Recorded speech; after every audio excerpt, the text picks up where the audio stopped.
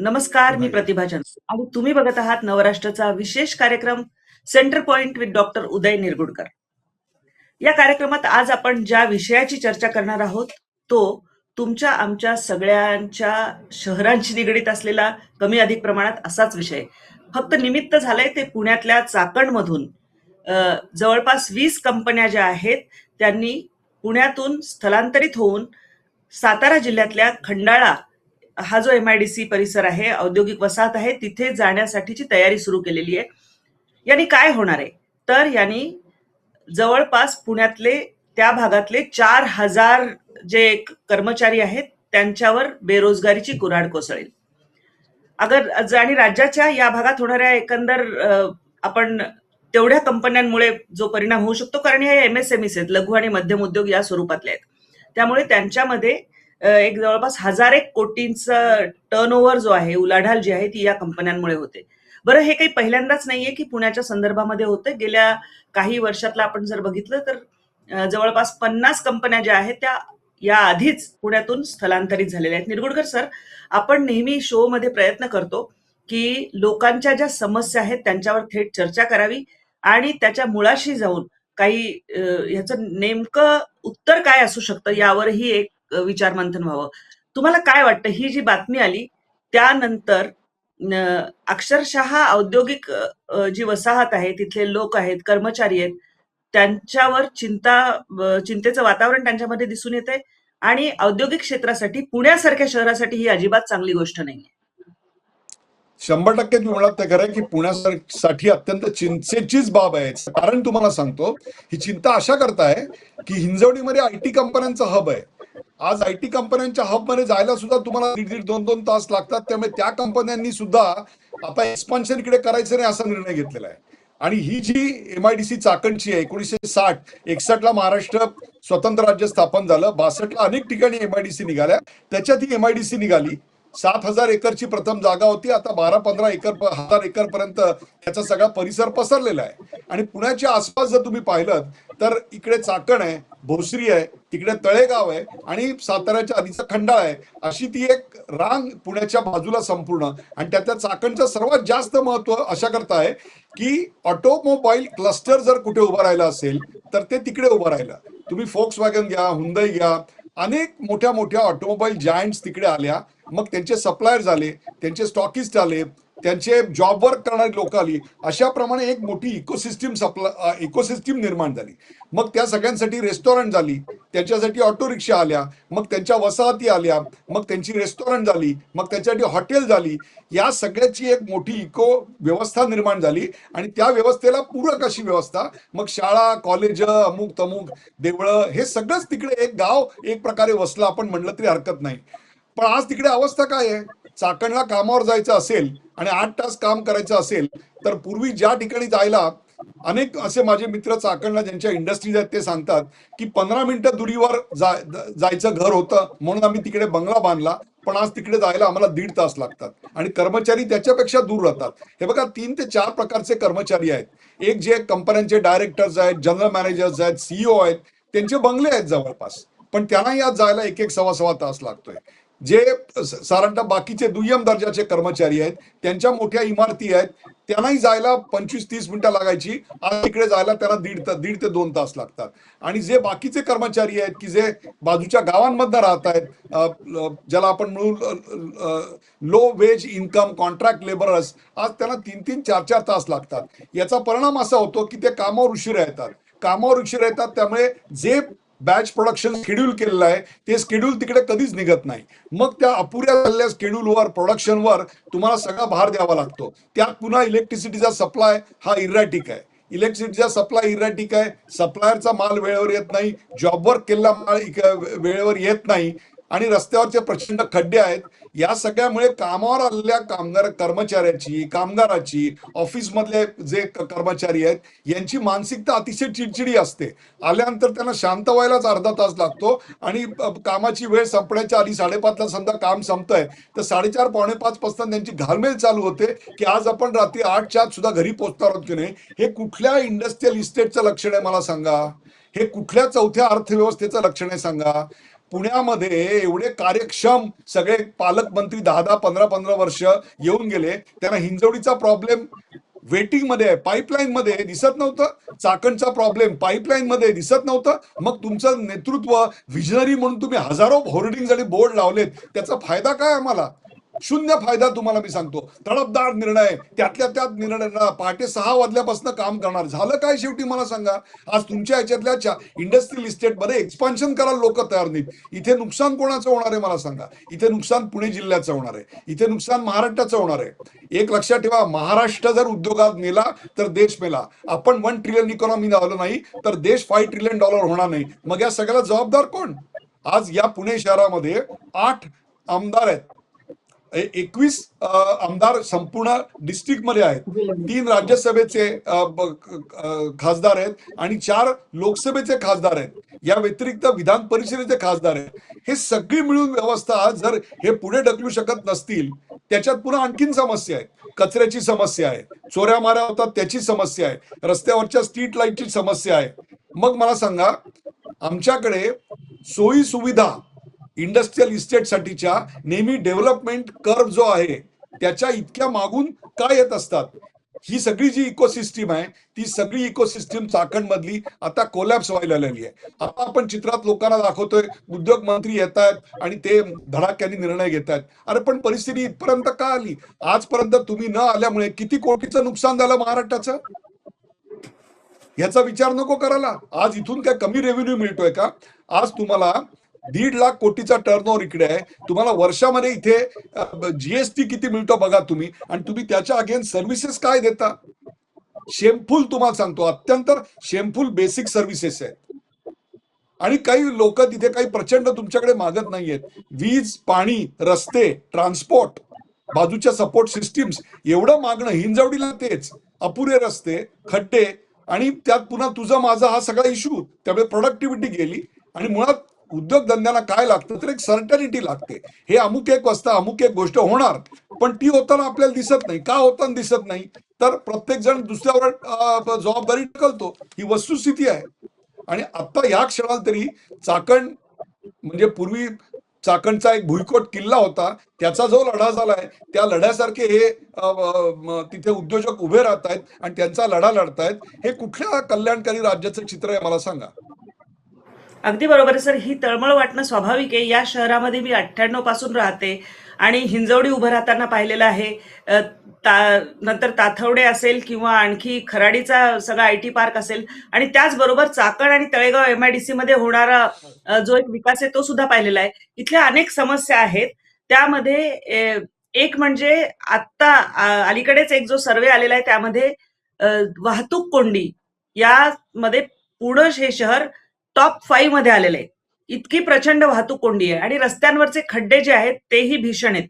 एकंदरच उद्योगांनी इथे टिकून राहावं यासाठी जे अनुकूल वातावरण दिलं पाहिजे, त्यासाठी अतिशय सकारात्मक पावलं सगळ्यांनी एकत्र येऊन उचलली पाहिजेत.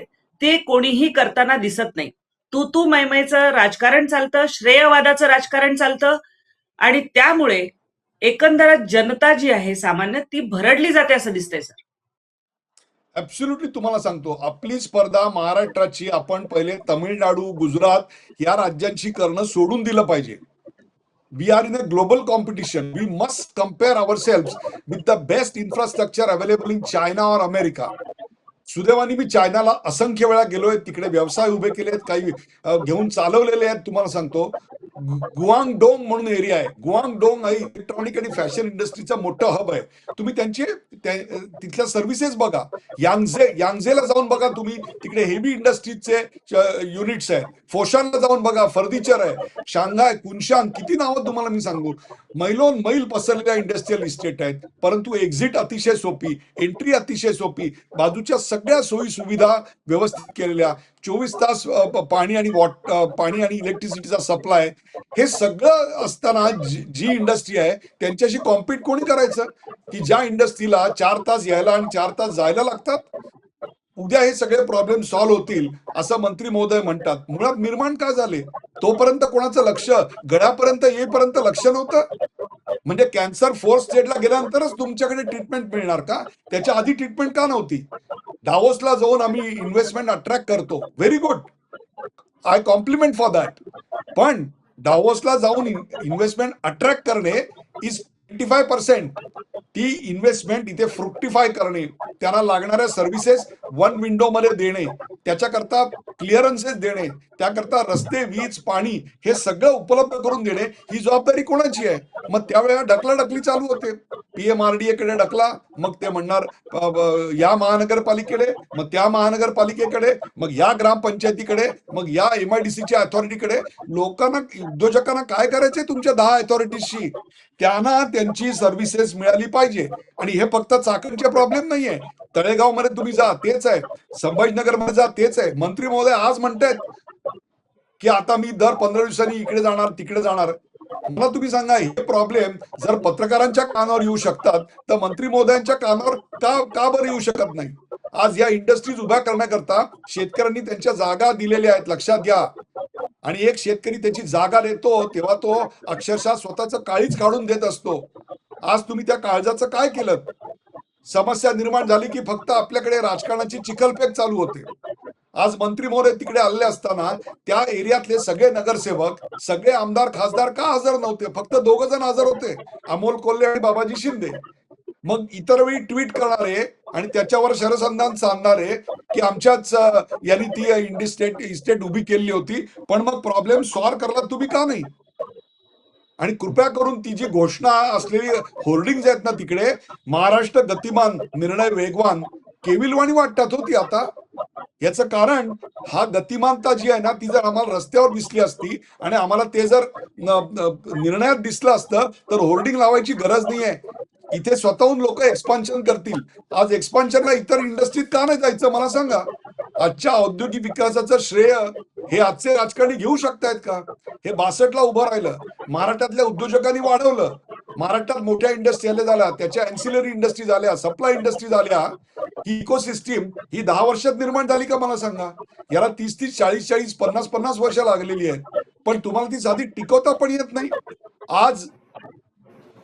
आज या संपूर्ण इंडस्ट्रियल इस्टेट भकास करायचं पाप आणि गुन्हा हा केवळ आणि केवळ आजच्या राजकारण्यांचा आहे. तुम्हाला मी सांगतो, आज अगदी बरोबर आहे. सांगितलं जातंय की जिल्हाधिकाऱ्यांच्याकडे आम्ही अथॉरिटी देतोय, त्या जिल्हाधिकाऱ्यांचे जनता दरबार भरतील. आतापर्यंत हातपाय बांधले होते का त्यांचे?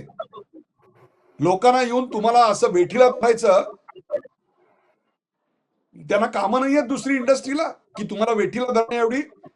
30% ग्रोथ आहे तुम्हाला मी सांगतो. मी त्या इंडस्ट्रियल इस्टेटमध्ये काही एक 10 वर्षापूर्वी काही कंपन्यांना कन्सल्टंट होतो. 30% इयर ऑन इयर ग्रोथ आहे. आज कोणाचं भाग्य आहे मला सांगा? हे 30% इयर ऑन इयर ग्रोथ. आज हे आकडे तुम्हाला कळायला नको ते मंत्रालयात की अरे 30% वाढतायत, मग इकडचा व्यापार व्यवसाय किती वाढेल? मग त्याकरता लागणाऱ्या सोयी सुविधा आम्ही द्यायला नको? आज आम्हाला जाग येते की जेव्हा कसं झालंय माहितीये का, ते आता अति झालं आणि हसू आलं. आता लोकांना हसणं आणि रडणं याच्या पलीकडे लोकांची अवस्था गेलेली आहे. कारण चाकण काय, तळेगाव काय, या इंडस्ट्रियल इस्टेट हे वरदान नाही तर हे शाप आहेत, शाप.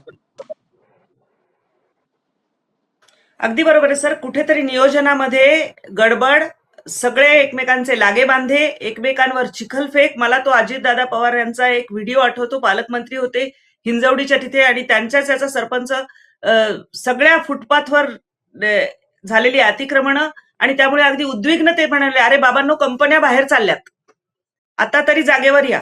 परंतु ह्या सगळ्यामध्ये एक आपल्याला दिसून येतं की चाकणचा जो प्रश्न आहे त्याकडे जर संपूर्ण पुण्याचा प्रश्न म्हणून लक्षात दिलं नाही आणि आजूबाजूच्या सुद्धा ज्या औद्योगिक वसाहती थेट रांजणगावपर्यंत जरी गेलो आपण तरी सुद्धा यांच्याकडे लक्ष दिलं नाही तर हीच परिस्थिती होणार आहे. कंपन्या इथून परत जातील आणि त्यानंतर तसंही महाराष्ट्रातून उद्योग बाहेर जात आहेत असं एक होतच आहे. त्यानंतर त्यांचा चॉईस कदाचित तुम्हाला मी देतोय. याचं काय माहितीये का, आपण कंपॅरिझन ना आपण तामिळनाडू, बंगलोर याच्याशी कंपॅरिझन नको करूया. Bangalore is a disaster city, I am telling you. बँगलोरमध्ये MG रोडला जर तुमचं ऑफिस असेल आणि तुम्हाला एअरपोर्टला जायचं असेल तर पुढच्या जन्मातच पोचाल अशी परिस्थिती आहे. यांच्याशी आपण कम्पेअर करणार आहोत? रेडिंग इंग्लंडमधल्या रेडिंग लंडनमधल्या रेडिंग भागामध्ये जेव्हा एका आयटी कंपनीचं ऑफिस मी उघडायला गेलो, सगळ्या गोष्टी तयार होत्या. तुम्हाला सांगतो, कुठल्याही गोष्टीसाठी आम्हाला सरकार दरबारी खेटे घालावे लागले नाहीत. आम्हाला तिकडे वेल कन्स्ट्रक्टेड प्लॉट मिळाले, आम्हाला तिकडे बिल्डिंगा मिळाल्या, आम्हाला तिकडे सर्व सप्लाईज आमचे एकेका फोनवर अक्षरशः एकेका ऍप्लिकेशनवर झालेले आहेत. म्हणजे तिथे इंडस्ट्री येण्या अगोदर जर इंग्लंडचं सरकार हे देऊ शकतं, इंग्लंडची पॉप्युलेशन 6.5 कोटीची, आमची 14 कोटीची आहे, मग आम्ही का कमी पडतो? मग आम्ही जे होर्डिंग लावतो त्याचा अर्थ काय समजायचा? उद्या सगळे समस्या सॉल्व्ह होतील, पण मुळात आज निर्माण का होऊ दिल्या? तोपर्यंत तुम्ही काय करत होतात? हा खरा सवाल आहे. आणि याच्यामध्ये ढकलाढकली, मग आमचं हे काम नव्हतं, पीएमआरडीचं काम होतं, पीएमआरडी म्हणणार एमआयडीसीचं काम होतं, तिथला अधिकारी कुठेतरी ट्रान्सफर होऊन त्याची बढती झाली, तो अधिकारी चांगला होता, मग पुढच्या अधिकाऱ्याला का नाही हे काम जमलं? हे काय फक्त पर्सन स्पेसिफिक काम आहे की नाही? असं समजायचं का? प्रत्येक ठिकाणी तुम्हाला मी सांगतो, हे महाराष्ट्रातच नाही, भारतात मी हा रोग बघतो की गृहनिर्माण प्रकल्प आधी येतात, रस्ते, वीज, पाणी हे सगळं नंतर येतं. हे असं का होतं? रस्ते, वीज, पाणी हे आधी घेऊन सुसज्ज प्लॉट हातात का देत नाही? अप्लाय केला की 28 तासात तुम्हाला प्लॉट दिलाय, आधीच विकसित करून ठेवलेत. आज हे 30% वाढतंय, तुम्हाला मी सांगतो. आणि हे आपण 15,000 ते 17,000 एकरावर नेलेलं आहे. आता तुम्हाला दुसऱ्या आणि तिसऱ्या इंडस्ट्रियल इस्टेटची उभारणी करावी लागणार आहे. ती उभारणी जर तुम्ही आज सुरू केली नाहीत तर 2030ला याच्यापेक्षा मोठा स्फोट चाकण, तळेगाव आणि बाकीच्या ठिकाणी होणार आहे. मग त्या ठिकाणी तुम्ही आत्तापासून जर सुरुवात नाही केली तर एका रात्री ते इन्फ्रास्ट्रक्चर उभं राहणार नाहीये. आपल्याला माहिती आहे तिकडे हेवी ट्रक्स येतात, कारण हेवी मटेरियलची मुवमेंट आहे. मग पहिल्यापासून करताना तिकडे सिमेंट कॉन्क्रीटच्या रस्त्याचं प्लॅनिंग 10 वर्षापूर्वी का नाही केलं? मग एकदा विजेसाठी खणणार, एकदा पाण्यासाठी खणणार, एकदा सिवेटसाठी खणणार. अशा प्रकारे इंडस्ट्री नाही चालू शकत. आज तिथले लोक म्हणतात की कधी इलेक्ट्रिसिटी जाईल आणि जॉब अडकेल, आणि टूलिंग बिलिंग जर असेल तर खपलंच. अख्खं टूल जे शेवटच्या क्षणापर्यंत झालेलं असतं आणि तेव्हा जर इलेक्ट्रिसिटी गेली तर अख्खं तयार केलेलं टूल बर्बाद होऊन जातं. आज किती लाखाचं प्रत्येकाचं नुकसान होतं मला सांगा. आणि याच्यात इकोसिस्टीम आहे. मग ह्याची संभावना करायची की हा फक्त एक त्या लोकांनी प्रेशर ग्रुप केलेला आहे, ते काही सोडून जाणार नाहीयेत. लोकांची अपरिहार्यता ही तुमची स्ट्रेंथ बनवू नका. तुमची गुणवत्ता ही तुमची स्ट्रेंथ बनवा, तुमची संवेदनशीलता ही तुमची स्ट्रेंथ बनवा, तुमची दूरदृष्टी ही तुमची स्ट्रेंथ बनवा. नक्की लोकांची अपरिहार्यता की आता दुसरा पर्याय नाहीये, जसं सेंट्रल रेल्वे पर्याय नाही म्हणून लोक प्रवास करतायत, नाही तर कोण मरायला जाणार आहे अशी परिस्थिती, अशा कोंबलेल्या अवस्थेत प्रवास करायला लावतात. ही इन्फ्रास्ट्रक्चरची कहाणी असते का? आणि हे काही सॉल्व्ह होत नाही असं नाही. मेक्सिको शहरात मी पाहिलेलं आहे, एकच विजन केली कुठून कुठेही 45 मिनिटामध्ये. आणि त्याकरता मग मेट्रो, बस आणि इंटरनल रेल्वे या सगळ्याचं कॉम्बिनेशन केलं गेलं. तुमच्या घरापासून 500 मीटरच्या अंतरामध्ये तुम्हाला कुठलं ना कुठलं तरी स्टेशन मिळेल आणि त्याच्यावर तुम्ही तुमच्या गंतव्यस्थानी 45 मिनिटात पोहोचाल. हे विजन तरी 10 वर्ष लागली आहे करायला, बट दे डिलिव्हर्ड. मग आपल्याकडे हे करायला काय प्रॉब्लेम आहे? तशा प्रकारची मानसिकतेचे, गुणवत्तेचे अधिकारी नाही आहेत का? आय डोंट बिलीव्ह दिस. अजिबात नाही. तशा प्रकारचे उद्योजक, कन्सल्टंट, विजन नाही आहेत का? 100% आहेत. राजकीय इच्छाशक्ती, जबाबदारीचा अभाव आणि संवेदनशीलता नसणे याचा हा परिणाम आहे. सर, शेवटचा प्रश्न असा की हे सगळं समन्वयातून कसं सुटावं? कारण मला संभाजीनगरमध्ये आठवतं की ग्राहक पंचायतीने एक उपक्रम हाती घेतला होता की सगळ्या विभागांना शहराशी निगडीत एका छताखाली, एका छत्रछायेखाली आणलं होतं. आणि जर उद्या एमएससीबीला म्हणजे सगळ्यांनी आपले जी योजना असेल पुढच्या 6 महिन्यातली ती एकाच वेबसाईटवर टाकावी, जेणेकरून रस्ते करणाऱ्याला कळेल की अरे ह्यांना 3 महिन्यांनी खणायचंय. मग तो त्यांना कळेल की आधीच खणा आत्ता, कारण आम्हाला आता रस्ते करायचे. ह्या सगळ्या समन्वय जो आहे तो कसा साधला पाहिजे आणि राजकीय नेत्यांनी यामध्ये काय केलं पाहिजे? मला असं वाटतं, पहिली गोष्ट संवेदनशीलता आणि कनेक्ट विथ द इंडस्ट्रियलिस्ट. लक्षात ठेवा, your seat depends on industry and industrial growth and job creation. आज जेनझीचा सगळा जो प्रश्न निर्माण झाला तो कशामुळे निर्माण झाला? पेपर लीक हा वरचा भाग आहे, परंतु त्याच्या पलीकडे जाऊन उद्योगधंदे हाताला काम असतं आणि कामाला योग्य दाम असेल तर माणसं कशा करता एजिटेशन करतील मला सांगा, कशा करता प्रोटेस्ट करतील? राजकीय पक्षांनी किती उकसावलं तरी 2 दिवसापुरतं होईल, त्याच्या पलीकडे खेचता येणार नाहीये. मग अशा प्रकारे इंडस्ट्री दूर जायची नसेल तर 50 वर्षाचं प्लॅनिंग करून इंडस्ट्री का नाही उभी करू शकत आपण? आता डेटा केबल टाकतात. अरे डेटा केबल आपल्याकडे 30 वर्षापूर्वी टेक्निक आलेलं आहे. मग त्याच्या डेटा केबल तुम्ही आधीच का नाही टाकल्यात? कोणत्याही प्रकारे चीनमध्ये मी पाहिलेलं आहे, कधी इलेक्ट्रिसिटी जाताना पाहिलेलं नाहीये. आज तिथे कर्मचारी त्याच्या कंपनीतनं बाहेर पडला की मास रॅपिड ट्रान्सपोर्ट सिस्टीमनी तो तडक त्याच्या घरी पोहोचू शकतो, अशा प्रकारची सगळी कनेक्टिव्हिटी. आमच्याकडे मेट्रो आणि रेल्वे यांच्यामध्ये पाऊण किलोमीटरचं अंतर आणि तिथे कुठली कनेक्टिव्हिटी नाही. मग तिथे रिक्षाचा गोंधळ, मग तिकडे बसचा गोंधळ, मग तिकडे सगळी किचाड झालेली, मग तिथले नागरिक वैतागलेले की आमच्या डोक्यावर हे कशा करता? या सगळ्याचा आधी विचार करायला नको? आधी कनेक्टिव्हिटी बांधायला नको? या सगळ्याचा एकत्रित विचार ही आता काळाची गरज आहे. आणि जबाबदारी केवळ नुसती घोषणा देऊन फायदा नाहीये. गतिमान सरकार आणि गतिमान वेगवान हे या समस्या निर्माण होण्याच्या आधीच त्याला टॅकल करणारी यंत्रणा उभी करणं गरजेचं आहे. आता एक अशी इंडस्ट्रियल इस्टेट 29 सालपर्यंत या सरकारने उभी करून दाखवावी की जिकडे आधी इंडस्ट्रीच्या आधी सगळं उपलब्ध झालं, की तुमच्या गेटवर, प्रत्येकाच्या गेटवर इलेक्ट्रिसिटीची योजना केलेली आहे. तुम्हाला किती केव्ही पाहिजे सांगा, त्याप्रमाणे आम्ही अरेंजमेंट करून देतो. पाणी तुम्हाला किती पाहिजे सांगा, त्याचे पाईपलाईन पडलेले आहेत. बस स्टॉप बांधलेले आहेत, बस स्टेशन बांधलेले आहेत, रिक्षाचे अड्डे बांधलेले आहेत, रेस्टॉरंटच्या जागा इयरमार्क केलेल्या आहेत. 4 इंडस्ट्री आली की रेस्टॉरंट उभी राहणार तुम्हाला सांगतो. हे सगळं का नाही होऊ शकत? This is not a dream, this is not, हे काही स्वप्न मी सांगत नाहीये. पण इंडस्ट्री ही एक गोष्ट तुम्ही निग्लेक्ट केली तर लक्षात ठेवा, उद्याचा भारत तुम्हाला माफ करणार नाही आणि उद्याच्या महाराष्ट्राचे तुम्ही गुन्हेगार असाल.